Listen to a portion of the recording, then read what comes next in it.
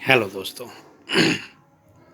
एक बार फिर से आपका स्वागत है इस चैनल में, जिसमें हम लोग पिछले वीडियो में हम लोगों ने देखा था कि ग्लोब पे कैसे जो है विश्व के देशों को हम उसकी स्थिति देख करके, उसके लोकेशन को देख करके उसको याद कर लें कि कितने देश हैं, कहाँ कहाँ हैं। इस आधार पे अगर ये चीज़ हम कर लेते हैं, सफल हो जाते हैं, तो इससे हमको ये फ़ायदा मिलेगा दोस्तों कि हम फिर किसी भी देश का कल्चर या उसके करंट अफेयर्स को लेकर के हम जल्दी से उसको पकड़ लेंगे, जल्दी से उसको तैयार कर लेंगे।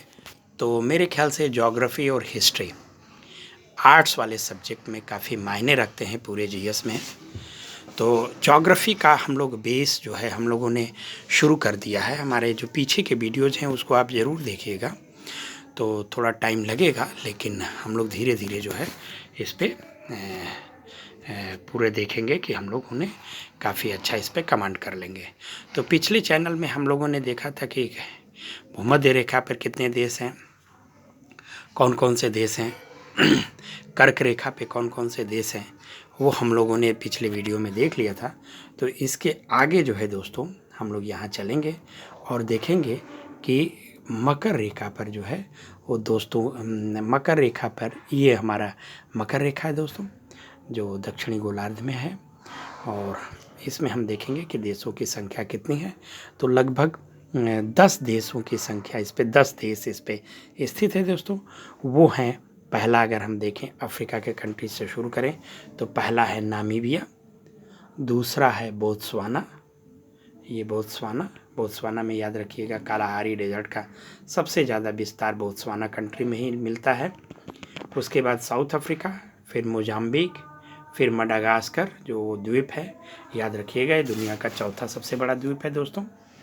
और फिर आ जाएगा ऑस्ट्रेलिया, और फिर आ जाएगा चिली, और फिर आ जाएगा अर्जेंटीना, और अर्जेंटीना के साथ फिर आ जाएगा पराग्वे याद रखिएगा, ये साउथ दक्षिण अमेरिका का एक लैंडलॉक्ड कंट्री है।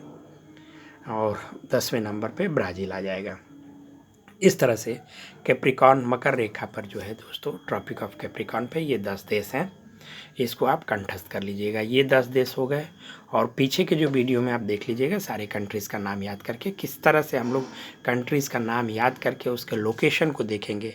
और फिर उसके बाद हम लोग आगे जो है वो जैसे ईंट रख करके एक ईंट के बाद एक ईंट और एक ईंट, ईंटों से हम लोग घर तैयार करते हैं, उसी तरह से हम लोग भूगोल को भी तैयार करेंगे।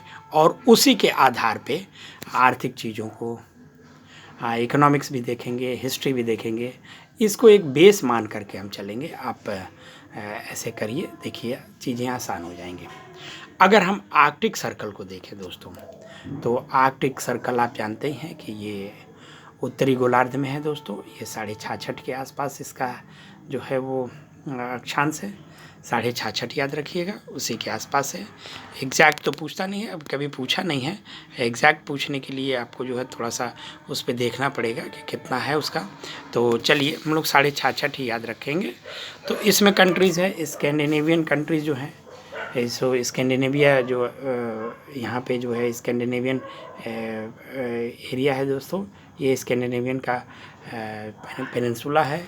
तो इस पे जो है इसके कंट्रीज़ जो हैं वो जैसे नॉर्वे है, स्वीडन है, फिनलैंड है, फिर आगे रशिया आ जाएगा, फिर यूएसए का अलास्का है। यहाँ पे अलास्का याद रखिएगा, यूएसए का सबसे बड़ा प्रांत है। और उसके बाद कनाडा है, कनाडा में यूकान टेरिटरी है, नॉर्थ वेस्टर्न टेरिटरी है, और नुआवुट जो है वो उसका एक राज्य है। ये तीनों राज्य इस पे पड़ते हैं, तो इसको याद रखिएगा। उसके बाद डेनमार्क है, डेनमार्क में जो ग्रीनलैंड है उसका ये सेक्शन पड़ता है दोस्तों। ग्रीनलैंड का थोड़ा सा हिस्सा इसमें टच है। आइसलैंड का भी याद रखिएगा, आइसलैंड का भी एक छोटा सा जो है, जो उसका ऑफशोर जो वो है, एक द्वीप है जिसको ग्रिमसे द्वीप कहते हैं, उससे वो टच होके जाता है। आइसलैंड उसके नीचे हो जाता है, और उसके ऊपर एक छोटा सा द्वीप उसी से लटका हुआ है, उसके ऊपर वाले सेक्शन में, वहाँ से वो टच होकर के चला जाता है।